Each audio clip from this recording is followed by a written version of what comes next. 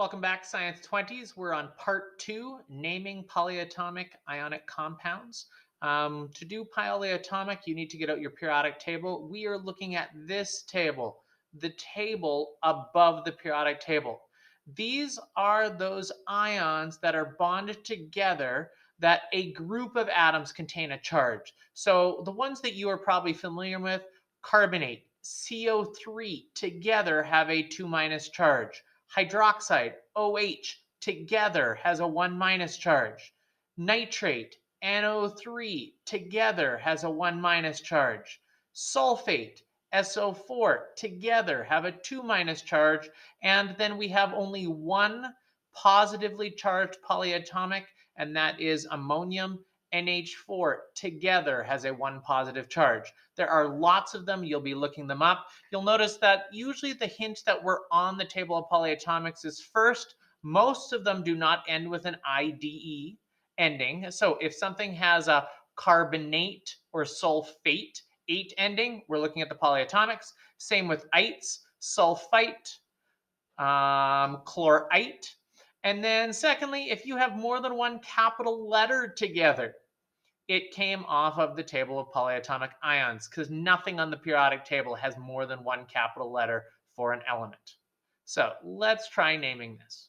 So we're going to learn how to name polyatomic ionic compounds. Again, I'm going to go through some examples. So on your periodic table, put your finger on Na.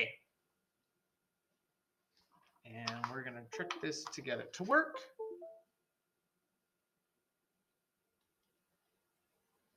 Oh, that didn't trick it to get it to work. That irritated me.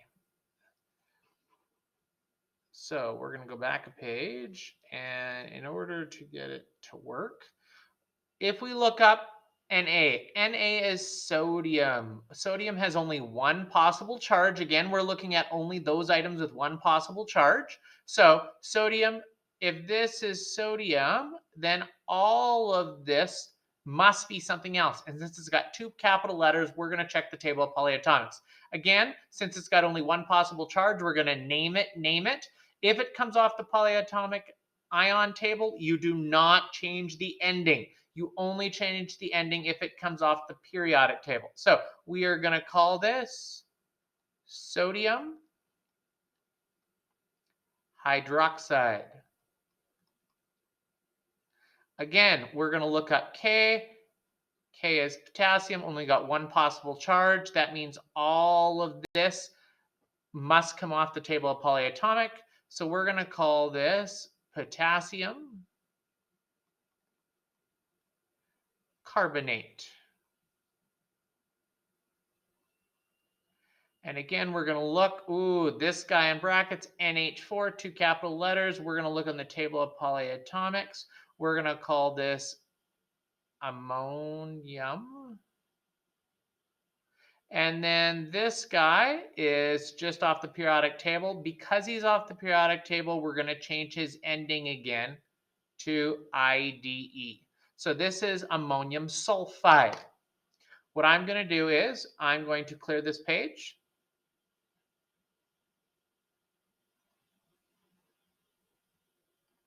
And what I would like you to do is pause the video. I want you to try these 5 ionic compounds following the technique we just learned. Then unpause your video to check your work with me.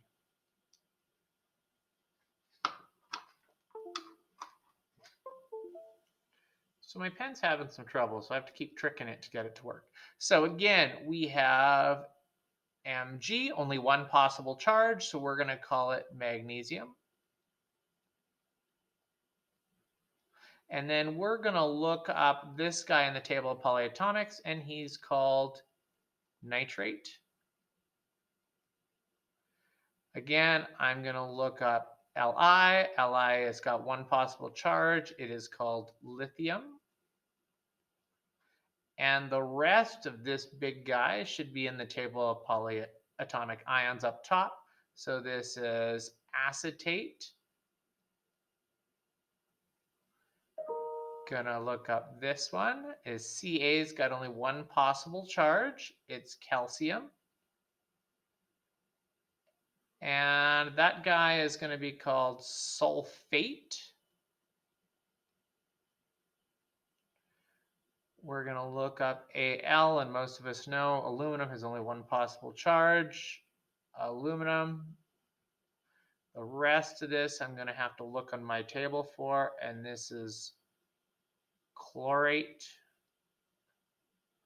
And last, we look up this guy. He's only got one possible charge. He's silver. And CN is cyanide. So I'm hoping you got 5 for 5. What we'll do is we'll empty those, clear the page, flip to the new page. Now, again, like we did for binary, for polyatomic, we have to also work backwards. I give you the name, we then look at the symbols. Again, for this, because when we look at the table of polyatomics, because a charge goes with the whole combination, when you need more than one of a polyatomic, you have to put in a set of brackets. So let's look at what this means. So again, we're going to look up magnesium and put our finger on it and hydroxide.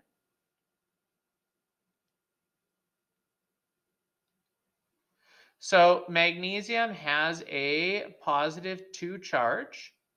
Hydroxide is not on my periodic table, so it's on my polyatomic. It's got a -1 charge.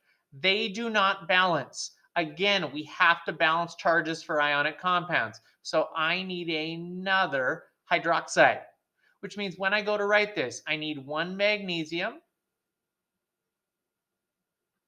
but I need 2 hydroxides. So I need to put a set of brackets so that I have 2 of the full hydroxides, 2 of the full OHs. That's why the brackets are so important in polyatomic ions. Now, let's go ahead and do this one. We're going to put our finger on lithium. Lithium has a +1 charge. Sulfite has a -2 charge, ends in ITE, so we're going to check the table of polyatomics. We need to balance this. So we're going to need 2 lithiums. And sulfite is SO3. This time I don't need a set of brackets because I only have 1 sulfite. I can write it down. You know there's only 1 there. I don't need a set of brackets. Okay, we're frozen again, so I'm going to see if I can get it to work. Here we go. So for zinc, zinc has a 2 positive charge. Carbonate, oh, I missed the A in carbonate, but carbonate also has a -2 charge. Therefore, they balance. So it's just going to be Zn, 1 zinc, CO3, 1 carbonate. Ammonium, 1 positive charge. And again, we're going to find that in our polyatomic. Phosphate, we're also going to find in our polyatomic ion chart. It is -3. They do not balance. I need another ammonium and I need another ammonium. So I need 3 separate ammoniums. So ammonium is NH4, but I need 3 of these guys. And then I only need 1 phosphate, so this is going to be PO4. Again, we're going to clear this. And I'm going to give you 5 more examples. If it was me, I'd pause the video, give it a try yourself, then check your work with me in a minute when you're finished.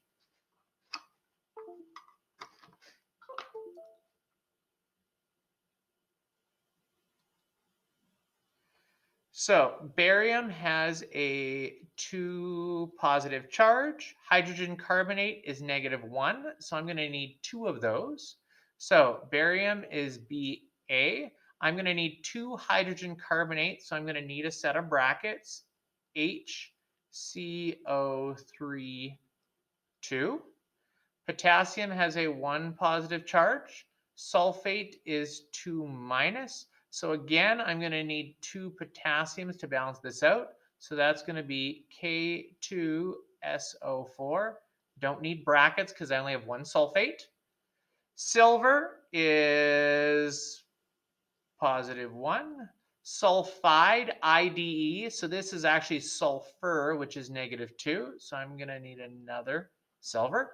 1, 2 silvers, Ag2S for sulfide. Ammonium is positive 1. Bromide, which is actually bromine, is negative 1. It's already balanced. So this is going to be NH4Br. Again, no need to bracket because I only need one of each. And then cadmium, when I look it up, has a 2 positive charge. Permanganate is negative 1, so I'm going to need 2 of these.